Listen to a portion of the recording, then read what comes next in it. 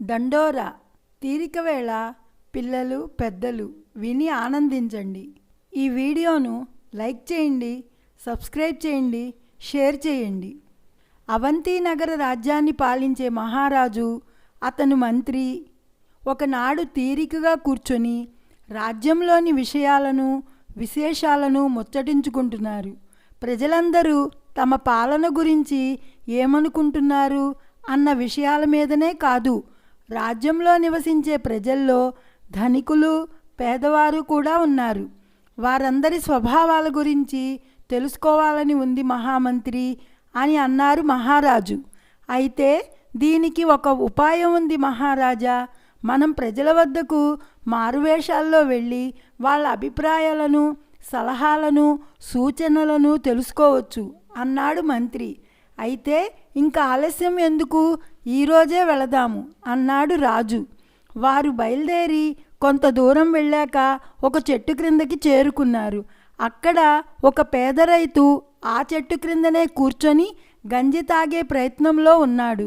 మారువేషాల్లో ఉన్న రాజు, మంత్రి అతని వద్దకు వెళ్ళి, ఏమయ్యా, ఏమిటి గిన్నెలోది అని అడిగాడు మంత్రి. గంజి బాబు అన్నాడు పాపయ్య. గంజా అన్నారు మహారాజు. అవును బాబు, గంజే అన్నాడు అతను. గంజి త్రాగుతున్నావేం అని అడిగాడు రాజు. ఏం చెప్పను బాబు అంటూ తన గురించి, తను అనుభవిస్తున్న పేదరికం గురించి చెప్పుకొచ్చాడు ఈ విధంగా. ఈ రోజున నా వద్ద డబ్బులు సరిగా లేవు, అందువలన నూకల గంజి తెచ్చుకున్నాను అన్నాడు పాపయ్య. మేము బాటసారులం, తిండి తిప్పలు లేక తిరుగుతున్నాం. ఖర్చు పెట్టుకునేందుకు మా వద్ద అసలు డబ్బే లేదు. బాగా ఆకలిగా ఉంది, మాకు కాస్తంత గంజి పోస్తావా అని అడిగాడు మంత్రి. పాపయ్య కాదనలేదు. దానికేం బాబు, ఆకలి బాధ ఎవరికైనా ఒకటే, రండి ముగ్గురం ఈ గంజినే 3 భాగాలు చేసుకొని త్రాగుదాం. ఇలా త్రాగినందువలన ఉన్న ఆకలి తీరదేమో కానీ కడుపుకు కొంత ఉపశాంతి కలుగుతుంది అన్నాడు పాపయ్య. అయ్యో, అది కొంచెమే కదా ఉంది, మాకు వద్దులే, నువ్వే త్రాగు అన్నారు మహారాజు. అంటూనే మంత్రి వంక చూశారు. కష్టపడి పనిచేస్తున్నావు, నువ్వే త్రాగు, మా ఆకలి తీరేటందుకు ఎక్కడైనా పూటకుళ్ళ పెద్దమ్మ ఉందేమో చూసి అక్కడ భోజనం చేస్తాం అని చెప్పి వెళ్ళారు ఇద్దరు. ఆ ఇద్దరు అలా నడుస్తూ ముందుకు వెళ్ళారు. అంతలో మంత్రి ఈ విధంగా అన్నాడు. చూశారా మహారాజా, పేదవాడి మనస్తత్వం ఎలా ఉందో, ఎంతటి జాలిగుండే, తనకు ఉన్నదాంట్లో ఇతరులకు కూడా సహాయం చేయాలనే భావన, తన ఆకలిని కూడా ప్రక్కకు పెట్టి ఉన్నదాంట్లోనే కొంతైనా సహాయం చేయాలని, లేనిది కావాలనుకోవడం పేదవాడికి ఉండదు. పరోపకారం చెయ్యాలి, దాంట్లోనే తృప్తి పేదవారికి అన్నాడు మంత్రి. అప్పుడు రాజు ఇలా అన్నారు. మహామంత్రి, మీ అభిప్రాయంతో నేను ఏకీభవిస్తున్నాను. అతని మాటకే వద్దాం. ఇతనికి గంజికైనా డబ్బులున్నాయి కాబట్టి సాయం చేద్దాం అనుకున్నాడు. రేపసలు గంజి కాచుకోవడానికి కూడా డబ్బులు లేకపోతే అతని పరిస్థితి ఎలా? డబ్బు దొరకక చేతులు ముడుచుకొని ఆకలి బాధను తట్టుకోలేక ఎటువంటి తప్పుడు పనైనా చేయడానికి దిగజారుడు కదా అన్నారు రాజావారు. అయ్యో మహారాజా, ఆ పేదవాడి మీద అలాంటి అభిప్రాయాన్ని మార్చుకోండి అన్నాడు మంత్రి. అంతలో అటుగా వెళుతున్న ఒక పేద రైతుని ఈ విధంగా అడిగారు. బాబూ, ఆ చెట్టు క్రింద ఉన్న అతని గురించి మీకేమైనా తెలుసా? పాపం అతను గంజి త్రాగుతున్నాడు. గంజి త్రాగవలసినంత కష్టం ఏమొచ్చింది అని అడిగాడు మంత్రి. అప్పుడు అతను ఈ విధంగా అన్నాడు. అయ్యా, ఆ పేద రైతు పేరు పాపయ్యండి. అతనికి పొలం బుట్రా ఏమీ లేదు. ఉన్న కుంట పొలం తన కూతురి వివాహం కొరకు ఖర్చు పెట్టి పెళ్లి చేసి అత్తవారింటికి పంపేశాడు. బ్రతుకు తెరువుకి వేరే మార్గం లేదు.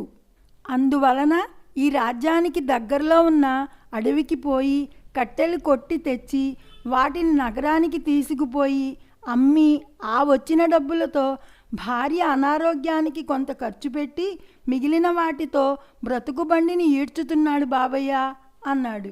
ఈరోజు కూడా అతను కట్టెలు కొట్టి ఎండవేళ కదా ఆ చెట్టు క్రిందకు వచ్చి గంజి త్రాగి కొంతసేపు విశ్రమించి తిరిగి మళ్ళీ కట్టెలు కొట్టడానికి వెళతాడు అంటూ అక్కడి నుండి ముందుకి వెళ్ళిపోయాడు అతను. విన్నారా మహారాజా అతను చెప్పినదంతా? పేదవాడి కష్టాలు ఏ విధంగా ఉన్నాయో అన్నాడు మంత్రి. సరే, మీ మాట నేనెందుకు కాదనాలి? మీరు సరే అంటే రేపు అతనికి ఒక పరీక్ష పెడదాం అన్నాడు రాజు. మంత్రి సరేనని అంగీకరించాడు. మహారాజు ఆ మర్నాడు నగర వీధుల్లో దండోరా వేయించాడు. రాజ్యంలోని ప్రజలెవ్వరూ దగ్గరలో ఉన్న అడవికి వెళ్ళి కట్టెలు కొట్టరాదు. ఒకవేళ కట్టెలు కొట్టినను ఇంటిలోని వంటకు సరిపడా మాత్రమే ఉపయోగించాలని, అమ్మరాదు అని దండోరా వేయించారు. ఆ దండోరా విన్న పాపయ్య ఎంతో బాధపడ్డాడు. అయ్యో దేవుడా, రేపటి నుంచి నేనేం చెయ్యాలి అనుకున్నాడు. అప్పుడు అతనికి ఏదో గుర్తొచ్చి ఒక చిన్న నవ్వు నవ్వుకున్నాడు. ఆ పని లేకపోతేనేమి అని. మర్నాడు కావిడ భుజాన వేసుకొని నీళ్ల బిందెలు మోసుకొచ్చి అందరికీ నీళ్లు సరఫరా చేసి ఎంతో కొంత డబ్బులు తీసుకొని ఇంటికి వెళ్ళి ఆ రోజు కూడా గంజి కాచుకొని తాగుతున్నారు. అప్పుడు అక్కడికి గతంలోలాగా మారువేషాల్లో వచ్చారు రాజు, మంత్రి. వాళ్ళ ఇంటి అరుగు మీద కూర్చొని పిలిచారు. అప్పుడు పాపయ్య వారిని ఇంటిలోనికి రమ్మని తన కుక్కి మంచం వాల్చాడు. వాళ్ళు దాని మీద కూర్చున్నారు. అప్పుడు మంత్రి ఈ విధంగా అన్నాడు. అవును పాపయ్య, రాజావారు కట్టెలు కొట్టవద్దని దండోరా వేయించారు కదా, మరి నీకు గంజికి డబ్బులు ఎలా సంపాదించుకున్నావు అని అడిగాడు మంత్రి. ఇందులో బాధపడవలసినదేమీ ఉందయ్యా? తన ప్రజలను కాపాడుకోవలసిన రాజావారు ఈ విధమైన దండోరా వేయించారు అంటే ఆ దండోరా వలన ఇంకా ఏదో ఉపయోగం ఉండే ఉంటుంది. లేకుంటే అంతటి మంచి మహారాజు ఆ విధంగా ఎందుకు దండోరా వేయిస్తారు సామి అన్నాడు. ఇంక నేనంటారా, అమ్ముకోవడానికి కట్టెలు లేకపోయినా నీళ్ల కావిడ భుజానేసుకొని ఈ ఊళ్ళో ఉన్న ధనికుల ఇండ్లకి నీళ్లు మోశాను. ఆ వచ్చిన డబ్బులతో మా ఆవిడకి మందులు కొని మిగిలిన సొమ్ముతో గంజి కాచుకు తాగుతున్నామయ్యా అని చెప్పాడు పాపయ్య. అప్పుడు మహారాజు, మంత్రి ఇద్దరూ కూడా మొహాలు చూసుకున్నారు, చిన్నగా నవ్వుకున్నారు. అయితే మహారాజు చేసిన పని మంచిదేనంటావా అడిగాడు మంత్రి. మంచి పని కాకపోతే ఆయన ఎందుకు చేస్తారండి అన్నాడు పాపయ్య. సరే పాపయ్య, గంజి తాగి పడుకో, మాకు పనుంది, వెళ్ళి వస్తాం అన్నాడు మంత్రి. ఆ ఇద్దరూ బయటికి వచ్చారు. చూశారా మహారాజా, పేదవాడి మనసులో దానగుణం ఉంది, మంచితనం ఉంది. ఆ రెండిటితో పాటు రాజభక్తి కూడా మెండుగా ఉంది. తమకు ఈ పాటికి అర్థమయ్యే ఉంటుంది అన్నాడు మంత్రి. అవునని రాజు తలూపాడు. ఆ పేద రైతు మనసులో ఏమాత్రం కోపం ఉన్నా కూడా ఆకలితో ఉన్న సమయంలో కూడా రాజు మంచివాడని అంటున్నాడు. మరొకరైతే తన బ్రతుక్కి అడ్డు తగిలాడని రాజుకి శాపనార్థాలు పెట్టేవాడు. కానీ ఎందుకో రాజుకి ఇంకా ఆ పేద రైతు యొక్క మాటలు తృప్తినివ్వలేదు. అయితే మంత్రివర్య, అతనికి మరొక పరీక్ష పెడదాము అన్నాడు రాజు. తమరు ఎన్ని పరీక్షలు పెట్టినా అతని గుణగణాలని శంకించలేము, అతనిలోని రాజభక్తిని తుడిచివేయలేము. మీ మాట ప్రకారం మరో పరీక్ష పెట్టండి, అప్పటికైనా మీకు నమ్మకం కలుగుతుందేమో చూద్దాం అన్నాడు మంత్రి. ఆ మర్నాడు మరో దండోరా వేయించారు నగర వీధుల్లో. రాజ్యంలో ఎవ్వరూ కూడా కట్టెలు కొట్టరాదని మరియు నీళ్లను మోసి ఇతరులకు సరఫరా చేసి డబ్బు సంపాదించరాదని, నీటిని కూడా వారి వారి అవసరాల నిమిత్తం మాత్రమే ఉపయోగించుకోవాలి తప్ప అమ్మరాదని ఆ చాటింపులోని సారాంశం. అప్పుడు ప్రజలు మహారాజు ఈ విధంగా ఎందుకు చాటింపు వేయిస్తున్నది ఎవరికీ ఏమీ అర్థం కాలేదు. పాపయ్య కూడా ఈ విధంగా ఎందుకు నిర్ణయం తీసుకున్నారో అని బాధపడ్డాడు. కానీ అలాంటి సమయంలో కూడా రాజావారిని నిందించలేదు. ఆ రోజు రాత్రి కూడా మారువేషంలో రాజు, మంత్రి పాపయ్య ఇంటికి వచ్చారు. పళ్ళెంలో అన్నం పెట్టుకు తింటున్నాడు. వాళ్ళు ఎప్పటి మాదిరిగానే పాపయ్యను అడగ్గా, ఈ రోజున నీళ్లు అమ్ముకునేందుకు వీలు లేనందువల్ల ఈ బువ్వ అడుక్కుని తెచ్చుకున్న అన్నం సామి అని చెప్పాడు పాపయ్య. అప్పుడు రాజావారికి అతని మాటలు విని జాలి కలిగింది. వెంటనే అక్కడి నుండి బయటకు వస్తుండగా పాపయ్యకి చిన్న అనుమానం కలిగింది. అసలు ఎవరు మీరు స్వామి? నిత్యం నన్ను కలుసుకొని వివరాలు అడుగుతున్నారు అని అడిగాడు. అప్పుడు వాళ్ళు తాము వ్యాపారస్తులమని చెప్పాడు మంత్రి. తమరు వ్యాపారస్తులైతే నాకు చిన్న సాయం చేయండయ్యా, నా బ్రతుకు తెరువు కోసం అడుగడుగునా సమస్యలు ఎదురవుతున్నాయి, మీరు నాకేదైనా పని ఇప్పించండి స్వామి అని అడిగాడు పాపయ్య. మేము ఆలోచించుకొని చెప్తామని అక్కడి నుంచి వచ్చేశారు రాజు, మంత్రి. ఆ మర్నాడు రాజభటుడు వచ్చి పాపయ్యను సేనాని వద్దకు తీసుకువెళ్ళాడు. అతన్ని తన ఇంటి కాపలాదారునిగా నియమించాడు. అతనికి ఒక కత్తిని ఇచ్చాడు.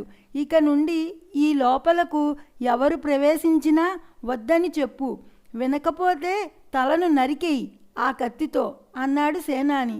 ఆ రోజు పనిచేశాడు, కానీ జీతం ఇవ్వలేదు. పాపయ్య ఇంటికి వెళ్ళి మంచినీళ్లు త్రాగి కడుపు నింపుకున్నాడు. మళ్ళీ ఆ ఇద్దరు మారువేషాల్లో వచ్చారు. ఈ రోజున నీళ్లు త్రాగి ఉన్నావేం అని అడిగారు. తనకు ఉద్యోగం దొరికిందని, జీతం ఇవ్వనందున నీళ్లు త్రాగి పడుకున్నానని చెప్పాడు. వాళ్ళు బియ్యం ఇచ్చారు. ప్రతిఫలంగా అతని వద్ద ఉన్న కత్తిని ఇవ్వమన్నారు. పాపయ్య కత్తి ఇవ్వడానికి సందేహించాడు. అది ఇవ్వకపోవడానికి కారణం చెప్పాడు. అప్పుడు ఆ వ్యక్తి, రేపు జీతం వస్తుంది కదా, రాగానే డబ్బు ఇచ్చేస్తే నీ కత్తి నీకిస్తాము అని అన్నాడు రాజు. పాపయ్య సరే అని ఇచ్చాడు. ఆ కత్తికి బదులు పొడుగాటి చెక్కని ఇచ్చారు. అది వరలో పెట్టుకుంటే కత్తిలాగే ఉన్నట్లుగా అనిపించుతుంది, ఎవ్వరూ అనుమానించరు అని చెప్పారు. పాపయ్య అంగీకరించాడు. తిరిగి ఇద్దరూ వెళ్ళిపోయారు. అతను మర్నాడు సేనాని వాకిట కావలి ఉన్నాడు. సంధ్యా సమయం అయ్యేసరికి ఒకడు లోపలికి వెడుతున్నాడు. అతన్ని వెళ్ళవద్దన్నాడు. పరీక్షగా చూస్తే అతను రోజు రాత్రిపూట తనను కలుసుకుంటున్న వ్యక్తిగా గుర్తించి ఆశ్చర్యంగా చూశాడు. అంతలో సేనాని వచ్చి అతన్ని నరకమన్నాడు. పాపయ్య దగ్గర కత్తి లేదు. సేనాని అతన్ని నరికేయి, అతను దొంగ అన్నాడు. పాపయ్య తెలివిగా దైవ ప్రార్థన చేసుకున్నాడు. భగవంతుడా, ఇతను దొంగ కాకపోతే వరలోని కత్తిని కట్టెగా మార్చు అన్నాడు. ఆ వెంటనే వరలో నుండి చెక్కను తీశాడు. అంతా ఆశ్చర్యపోయారు. పాపయ్యను రోజు మారువేషాల్లో కలుసుకుంటున్న వ్యాపారులిద్దరూ కూడా రాజు, మంత్రిగా మారిపోయారు. సేనాని, పాపయ్య ఆశ్చర్యచకితులైనారు. పాపయ్య, నీకు పరీక్ష పెట్టాము. నీవు కష్టజీవివి, అంతేకాదు తెలివైన వాడివి. మా పరీక్షల్లో నువ్వు గెలిచావు. నీ వరలో కత్తి లేదని అవతలి వారిని నొప్పించగా మమ్మల్ని చంపే అభిప్రాయం లేక సమయస్ఫూర్తిగా వ్యవహరించావు. నీ వంటి వాడే మాకు కావాలి. ఈనాటి నుండి నిన్ను మాకు సలహాదారునిగా నియమించుతున్నాను అని అన్నారు మహారాజు. పాపయ్య సంతోషానికి అవధుల్లేవు. మహారాజా, ధన్యుడను నేను, మీరు నాకు ఒక సహాయం చేయగలరా అని అడిగాడు. వెంటనే మహారాజు, ఏం కావాలి పాపయ్య, అడుగు అన్నాడు. మీరు వేయించిన దండోరాలు ఉపసంహరించుకుంటే మా బోటి పేదోళ్ళు సుఖంగా జీవిస్తారు అన్నాడు. పాపయ్య కోరికను మన్నించి ఆ దండోరాను ఉపసంహరించుకున్నాడు మహారాజు. ఆనందంతో పాపయ్య వెంటనే మహారాజు, మహామంత్రి కాళ్లకు పాదాభివందనం చేశాడు. ఈ వీడియోను లైక్ చేయండి, సబ్స్క్రైబ్ చేయండి, షేర్ చేయండి.